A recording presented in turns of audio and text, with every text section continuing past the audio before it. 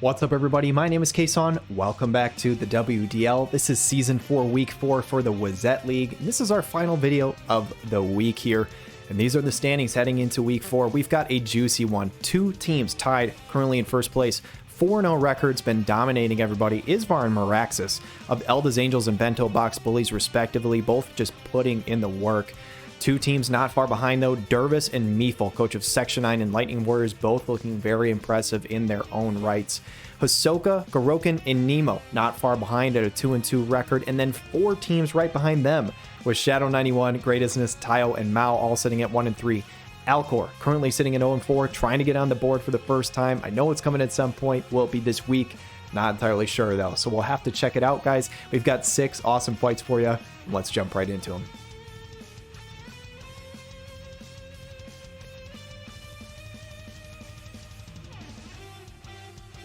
First battle of Week 4 Wezette League video here. We've got Isvar, coach of Oelde's Angels, a very fitting team name, as Oelde, King of the Lions, has come to every fight, I believe, so far for Isvar. He's currently sitting at a 4-0 record.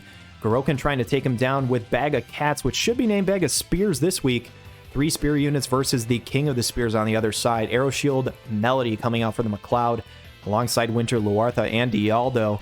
So triple spear versus double spear and Valade. Who ends up winning? This Win Veritas TMR is such a great TMR in general, but I can't explain enough how good it is versus this Oelde King of the Lions, because that AP auto restore he had is now gone. It means he can't just spam abilities all game. 5,700 damage kicking the fight off though from the Winter Mashri onto the Winter Luartha.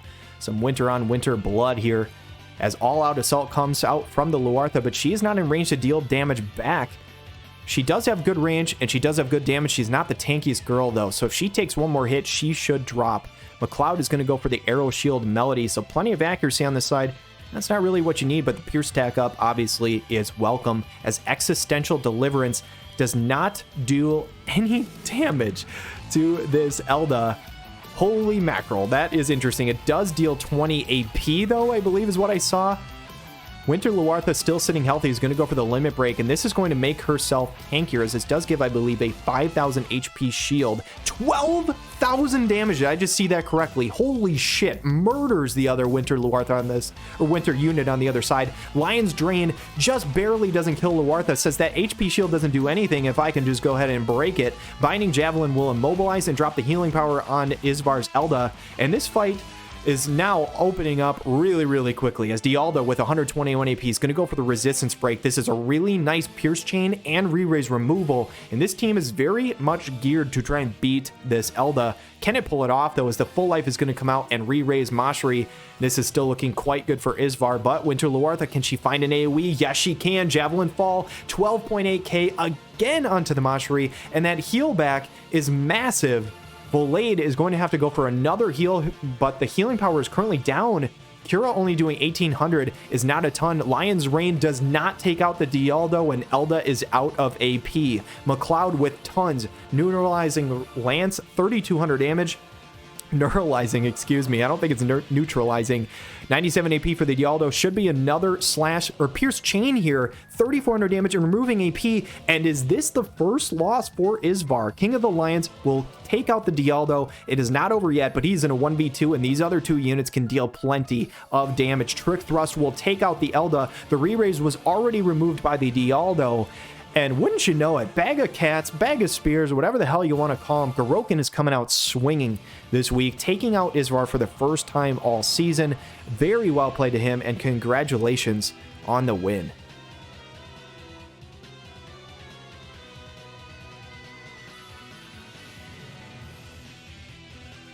Battle number 2 is going to be Taiyo, coach of Witch of the Empire, versus Royally Funked, coached by Alkor here. And it looks like the Calamity Guard, or Calamity Stronghold rather, going to come out from Mashri Horn. One of the OG units has received a number of upgrades, and honestly is a pretty decent unit now, as Rite of Refuge comes out from the Winter Wrath. That AoE attack resist is going to be very nice for the team, as Commune with Espers is here for Terra. And this is not your typical Terra. Every time we see this from Taiyo, it is typically an Esper tech. We'll see if he can actually get the Esper summon off, as that Win Veritas TMR showing its ugly face again. I say that. I have no disrespect for anybody who uses it. It's a fantastic use, as shield deployment is here for the 9S. giving himself protect, and hopefully for his case, a way to dispel any protect removal from the other side here. As Winter Ramada is going to buff forward, getting that Keen Blade up, just going to start moving into the fight. Winter Wrath is in range with a befuddling Spearfall.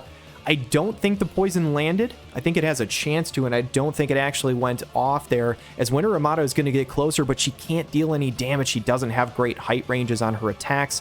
Mashri is going to move to the side, but can any damage come in through here? Bamboo Splitter is going to deal 2,000 damage to the Winter Wrath. I don't remember if that breaks magical barriers. I think it does, actually. So it looks like 100 edges coming out from the stern, dealing a little bit of chip to the Ramada.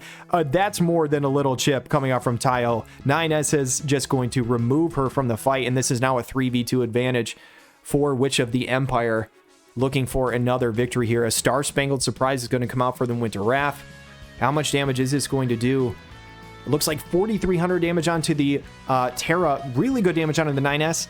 Big thing is the double slow, and that limit break might have just turned this fight on its head as Hallowed Ray comes out from the Mashri. She is going out full offense here, and Alkor has turned this fight very, very quickly here as the Pinion of Steel is there for Stern. He does not have enough AP to get damage down. This slow is crippling. Taiyo's Terra is not going to get another opportunity to act. No Esper Summon for you, young lady, as Hallowed Ray is going to take her out. And now a 2v1 advantage for the Mace team. And will this be the first win, of the season for Alkor? Tremendous player has not managed to pick one up yet, but he's looking for his first victory here. As Stern has something to say about it, what is he going to go for? Convergence Plus is actually really good damage and dropping the healing power. If he can somehow go again, maybe he has a chance here. But it's going to be tough. Mashri going to go for a heal with the Knight's Blessing. The healing power down is not going to allow Winter Wrath's HP bar to get to full, but it does allow a 3-hit barrier, which is going to mitigate any sort of damage that Stern would be able to get done. And Celestial Dyad is going to heal herself up to full. And we've seen these Mace comps, man. They are deceptively tanky. They are deceptively pesky to get rid of. Mashri going to channel a spell to try and end this fight. Winter Wrath might not give her the opportunity, as Punishment is going to take out the Stern. The re-raise is not there, obviously. And it looks like Alkor is going to pick up this victory, as I can't stop this video from playing, apparently. But Alkor and Royally Funked picking up their first win on the season. Huge congratulations to him. Obviously well fought by Taiyo, but that's the way she rolls. Huge congrats to Royally Funked. Let's check out the next fight.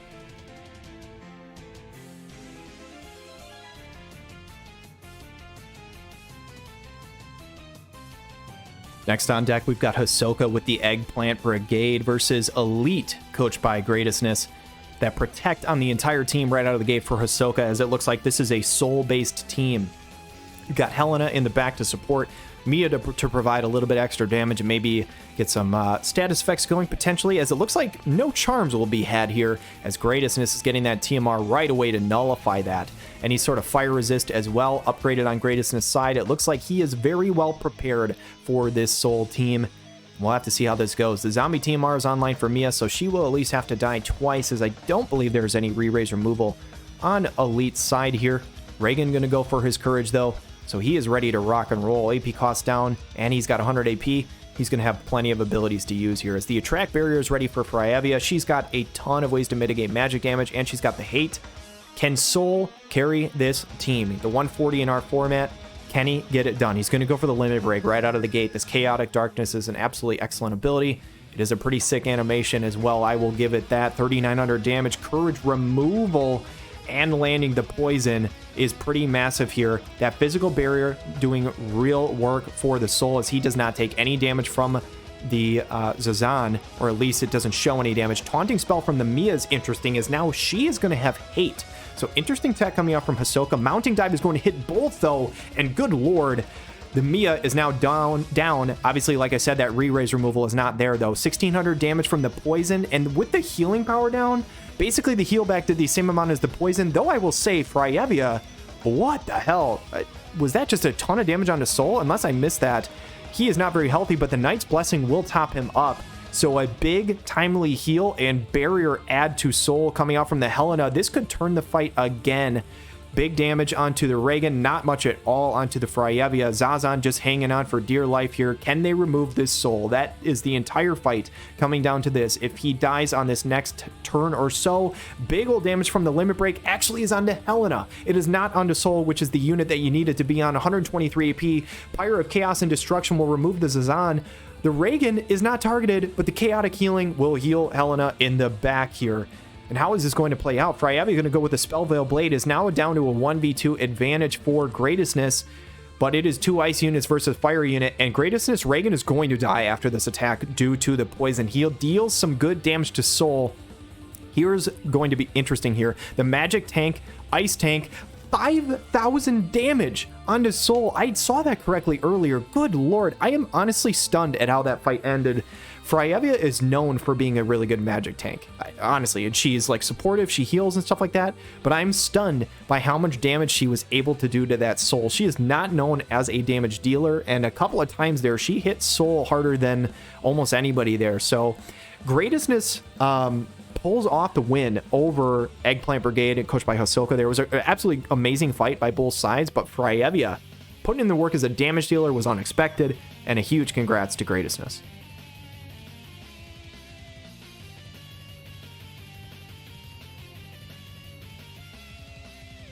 All right, guys, reaching the halfway point in our video. We've got Maou, coach of Norra's gang, versus the Lightning Warriors, rocking that namesake FF13 unit alongside Meefle. Interestingly enough, we're using that Squall TMR on the Lightning to try and get that debuff resistance for the defense. More likely or not, though, just going for the haste and getting that AoE buff to keep her back, as it looks like the Ildira's Theorem is going to come out. That big old CT gain, as well as some status nullifications, can be really huge, and it looks like this is the full cheese blade strategy coming out from Meefle. This is an excellent way to get Lightning both hasted up and to get her Pursuit buff online. I expect Pursuit, or Ready to Pursue 2, to be coming out now. Yes, that is exactly what it is. So the 3-hit barrier, she has her Pursuit, she has haste, and this is before Maou can really even act. This is how dangerous Ildira plus Kingblade can be. Yrel has not acted yet. She has to attack here, rend the heavens. She has not been able to use an ability at all. Ravi's tanks that up insanely well considering the elemental disadvantage. Smite 2 deals 2,700. This is a half-health Ravi who is now about to be topped off by Ildira. Oh my goodness, this initial turn order is about as good as it can possibly get from Meefle. Ildira should be able to just full heal this Ravi's here. No, she's actually going to go for height to resistivity. I'm shocked that she can't reach that heal or at least go for it. And in fact, as much as I said this initial turn rotation is fantastic, this is getting a little awkward, as now Ravi's might die and Ildira's not going forward to heal. Lightning went backwards. Oh my god, but the courage is there for Snow, and that might have just saved Meefle's skin, as Blinding Cross is going to come through. It's going to blind the Yrel. She's going to move out of the way. And now Lightning might be able to deal damage. No, she's still not in range. She's going to go for the target and get that defense piercing. That haste is going to be gone soon enough. Height 2 Kyurga finally does come through. If Snow had enough AP to kill that Ravi's, this might have been real trouble for Meefle, but now it is actually still looking pretty good. The Frostmaw Barrage comes through. Frostbite does not land on the Lightning. Little known fact, she has 50% innate frostbite resistance, and she has an 8k damage arm shot. Who needs a follow-up when you can just take them out in one hit anyway? Spirit Breaker coming out from Snow, and the fight is starting to slow down a little bit as Fatal Oath is here. The Remove Courage ability is there, but I don't know how much it's going to matter, as there is this 3v2 advantage for Meefle with a healer in the back. Very little damage coming out from the Ravi's though. And Ildira, I don't know, are they low enough to heal? No, she's going to go for the Water Gun. 4,700 damage is really good onto this Yrel. Lightning, are you finally in range to put in some work aside from that Curry? No. The close call is going to come out from the Snow, so he's ready to heal back. He's got his Courage online. He's got basically everything he needs. Spirit Breaker is going to deal good damage to the Ildira, but it's not enough to one-shot, which is exactly what you need, since Ildira will probably just heal this back up. Arm Shot will disable and kill the Yrel. And guys, this was a really weird fight, because it looked like Meefle was going to stomp, and then it looked like it was really bad for a second, and now it's looking really, really good for him again, as it looks like 3 fully healthy units versus a Snow. I don't think Snow has much of a chance in this fight. He's blinded. He doesn't know where the hell he is, but he does have a guaranteed hit, which means he can remove that Courage from the Ravi's. And Lightning is going to go for this Limit Break. I don't even think she has the follow-up attack anymore. I think it only lasts 3 turns. I think it's gone now. The 3-hit comes through, and yeah, that follow-up attack is gone. So man, oh man, Ildira is going to come through. Height-based water for 2,800 damage. Ravi's going to follow up, but I don't think she has enough to kill here. So Snow is going to drag this fight out as long as possible, especially because he has the heal back. And he is going to try and make my job as a commentator a little harder, as we all know this fight is won. But the 11,000 heal back is going to make this really friggin' awkward, as Ravi's has got 27 AP. She's going to go for the Hellblaze Requiem. So she's running Dark Ifrit. I do wonder if this is a somewhat evasive Ravi's build. Just because she's running that Esper and she does have access to blind. This could be an evasive Ravi's and we just didn't see it a whole lot. As the 3,400 damage comes out from the Holy. 9 actions left. Can they actually take out this Snow, or is it going to go to turns? Lightning with 21 AP. Gonna go for the Barrier Buster. Decent damage. Can we finally kill this raid boss Snow? He's been hanging around for way too long here. Eldera is going to go with the height-based water and take him out, and that is going to be it, guys. So really, really interesting fight. But first of all, I will say the initial turn rotation from Meefle was gorgeous. With the AoE TMR getting the haste, the Keen Blade into the Eldera's Theorem, all that kind of stuff, getting the follow-up attack for lightning, that looked like Meefle was set up to just crush. And the spacing on this map ended up making it really, really awkward, because I don't think lightning could hit except for an AoE attack, which would have hit her tank, and which is why that fight ended up being so strange. So I want to say very, very well done by Meefle on that initial turn rotation, even if it ended up really, really awkward. But yeah, GG's and congrats to the Lightning Warriors.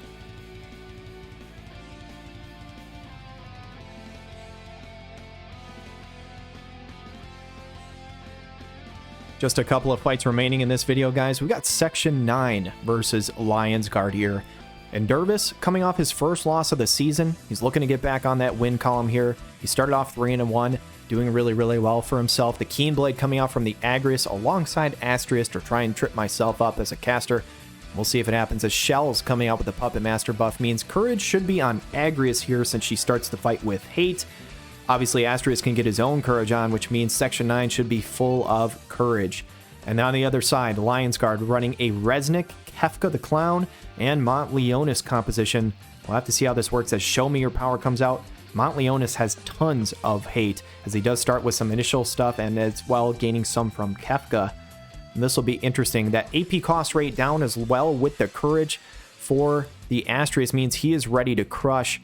Might not be super effective against the Resnick, but could delete this Kefka here as the momentum comes out from the Mont. So he's hasted up, and he's ready to go. Rite of Safe Passage is a fantastic buff, especially with that Protect and AP Recovery. Royal Guard's Protection as well is a really interesting one to get those barriers online. Could be effective versus Kefka, as he does not typically have great ways to break barriers. Release the Void coming out from Astrius, though. This is the limit break. This is how you want to start the fight if you're Dervis, as 5,800 damage is really, really good. A follow-up for 4,200 as well, so 10k overall.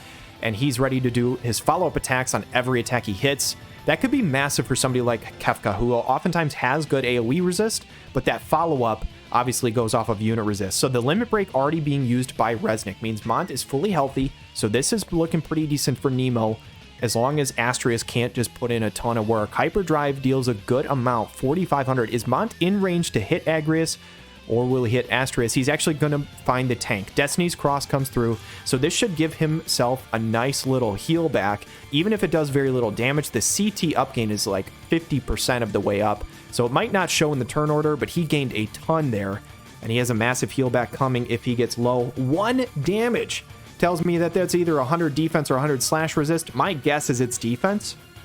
I don't know for sure. But we'll have to see here as Cross Destruction comes out on all 3, and this could be huge. Crystal Tracer finds 1, Crystal Tracer finds 2, Crystal Tracer finds 3, and Kefka is almost down due to this follow-up, and this was just beautiful positioning here, and it worked out perfectly for Dervis' Astrius, as Montleone is going to come in with the Killer Drain Blade, drop that AP a little bit as well, and heal himself back up. Mont is the only one sitting healthy, though, as Resnick should be able to find a Cura, Height 3 Cura, or whatever it is. Yeah, 5,300 onto the Kefka, but another hit from Astrius is going to take him out, I believe.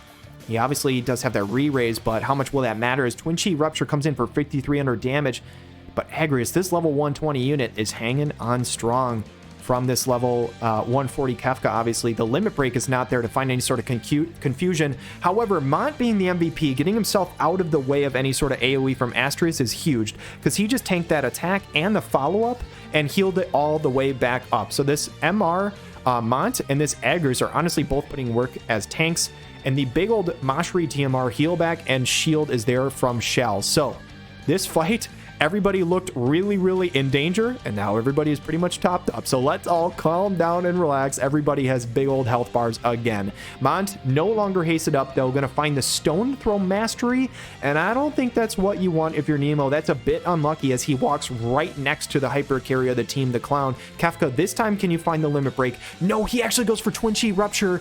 Barely can't take out the Shells. That could have been huge if he could find the kill on the support, but she is still alive.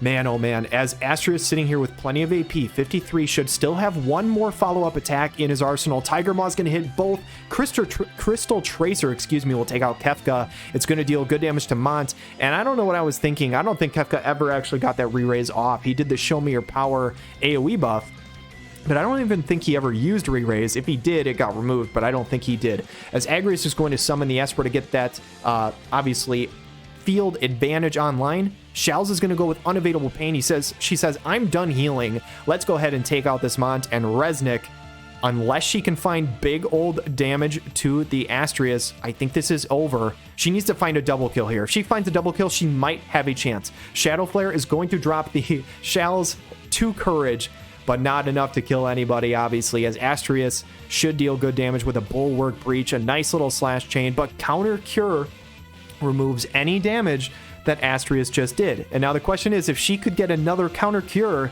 she doesn't land it this time. So I think that is probably over and done with for Resnick here, as Unavailable Pain will come through. She does live, no Counter Cure. If she would have had another one, maybe she had a chance here again. She's trying to make it interesting, though, with only 81 HP remaining. Does she just heal herself back up? Yes, she does. So Law of Invigoration will happen.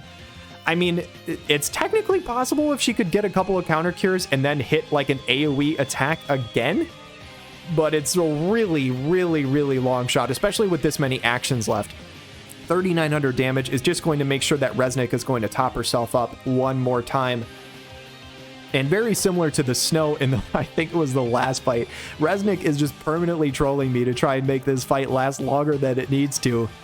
If she were to lap somebody, she could have a chance. Like, she could win on HP bars if she could somehow get rid of this Shells and Aggreus. But again, almost no AP on the Astraeus. Going to go with the Edge of No Return. Still no heal back.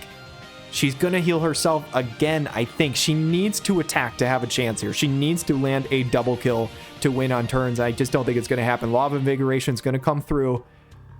Looking at the turn order, Aggreus is going to come in. 5 actions left. North Wayne Strike Destruction. There's the Counter Cure again.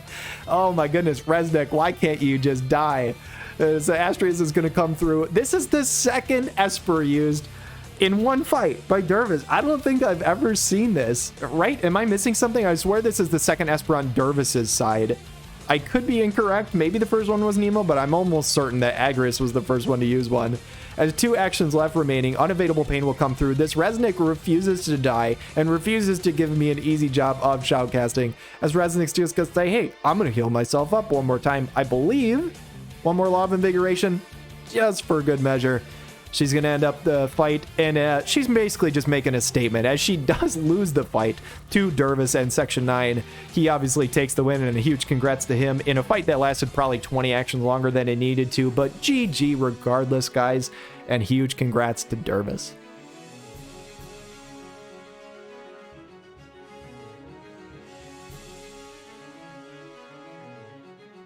Final fight of the week here, guys. We've got Maraxus's Bento Box Bullies versus Shadow 91's the Vanargand. And we've got an Ice Water team coming out from Maraxus, something we've seen before, I believe. Maybe not this exact team, but I know we've seen Celis, as it looks like Winter Ravies, the Raphael, and Celis here, as it looks like Celis did not move at all. So that tells me she is running Bowtie, because she has 3 movement. She could have passed through her teammates, and she didn't, which is really, really interesting. And I wonder if that was on purpose by Maraxus to get her to stand still. I don't know if that would be or not, but very, very interesting regardless, as Uni's got some re-raise online, a couple AoE buffs on the side of Shadow, as a big old HP magic barrier is here for Raphael. So that Spellblade sub job putting in some work against this double magic unit team. Revitalize is here for Winter Ravi, so ends up using the bells. So says, hey, I need enough AP to try and make it through this fight. Interesting here, as Krace is going to go with the arm shot, it does get dodged. Those reaction blocks are going to go down for Rafael, but nothing else happens. No disable or anything. Rafael is not in range to deal damage or to get any sort of other buffs off. So we're just going to chill for a little bit as Sharpshoot from Uni deals good damage. If she can land one more of those, Rafael will drop. And you can see from this 2 movement, Celis very much is running Bowtie. And Rafael might be dead before she goes. No, the HP barrier keeps her alive. That did not miss, you guys. It was just the 7,500 health shield, but the sleep lands, which means Rafael can't do anything for a little bit. And this is looking good for Shadow. Maraxus is undefeated this season. Can Shadow be the first team to take him down? We'll have to find out as the big old limit break comes out from Winter Ravi's. That gets soaked up, doesn't deal a single bit of damage to this Helena. Obviously, that range-based physical damage mitigation can be really, really huge for her, and sometimes she can do that. I also think she used the 75% or 7,500 physical health shield, if I remember correctly as well. Arrowfall is going to land. Sleep targets can no longer evade, which means Rafael gets nothing done here. Rose Blast is going to get soaked up by the Celis, though, so she does come in clutch, being the MVP for that Winter Ravi's, keeping herself nice and healthy. Winter Ravi's is going to have to hard carry this fight, though. Great Slash comes in for 4,400, shattering that barrier, and that is pretty huge. Magic Burst comes down as well, dropping the Bravery and the AoE resist, so that Bravery down could be big for the Krace. Obviously not going to matter a ton for the Helena, though, who has tons of AP and is ready to go, and she's going to go for the limit break, and she says, hey, you can't runic this. Going to drop that magic attack resist. 3,000 damage onto the Winter Ravi's, though. She tanks it up pretty nicely. She can get quite high AoE resist naturally. As the silencing sweep comes in, that is huge damage. The silence does not land, though, which means Helena might get one more turn to try and deal some damage, but this is still looking really good for Maraxus. Arrowfall is going to come in for just a little bit of chip. Celis, can you claim a kill here? Magic Burst is going to do it. Almost 4,000. It's honestly a ton. Helena gets another turn here. Is Runic gone? It only lasts 3 turns. I think it is probably gone here. Helena could turn this fight if she does enough damage. 3,800 is not enough. Winter Ravi's is going to come in with the Silencing Sleep, damage capping the Uni, who is going to be brought back to life. Zombie Uni ready here to deal some damage, but it's not going to happen as Celis should claim this with a Sleep Blade. And honestly, very well done again by Maraxus, who is now alone at the top of the table with a 5-0 record. Really impressive here. The Rafael did absolutely nothing except buy a little time. She did no damage in that fight, and the Celis with the Runic soaking up one of the hits and the big old amount of AoE resist for Winter Ravi's, I think was the difference in that fight. So very, very well done by Maraxus yet again. And let's check out the standings. All right, guys, 4 weeks said and done with. We are halfway through the season in terms of weeks, but not quite halfway done in terms of overall battles. Every team is going to battle 11 times, so we are just shy of that halfway mark. We will be past it after this next week, as there are 2 battles for each team next week. But looking at the standings, Maraxus now is all alone in first place, as somebody did finally take down Isvar. The Bento Box Bullies are 5-0, but we have a 3-way tie for second place here. But due to tiebreakers currently, Isvar is still sitting in second place with Elda's Angels, since he did beat Dervis head-to-head. Meefle has not played either of those teams yet, so even though they're 4-1, they're currently sitting at third, Lightning Warriors. And Dervis of Section 9 obviously currently sitting at fourth, but they're still only 1 game out of first place, so that obviously could easily change. Garouken, Bag of Cats, huge win this week, putting himself in 5th place all by himself because he beat Isvar, who nobody had beaten up to that point. That is a massive win for him this week to try and keep in that playoff hunt. Obviously, like I've said, top 6 is where you want to be, which is why things are really interesting right now. This is kind of a top-heavy division at the moment with 4 teams 4-1 or better. But after that, whoever makes those other spots should be interesting. 3 2-3 records: Greatestness, Hisoka, and Nemo. None of these teams they have all played each other, and they've all won in a triangle. So each of those 3 teams has beaten one of the other teams and lost to one of the other teams, which is why they're all currently tied at 6th place. And just so you guys know, at the end of the season, the only tiebreaker we have is head-to-head records. So if 3 teams are tied like this and have all beaten each other in a triangle, we immediately move to a round-robin best-of-1 on, I think it's Arena 3 map, to see who takes it. So it's just literally like battling each other again to try and see who sneaks in. So I kind of hope we get a situation like that, but we'll have to see. with 4 teams currently sitting in tie for 9th, but really only 1 game out of the playoff spot right now. So even though they're 1-4, by no means out of it, because there are so many top-heavy teams right now.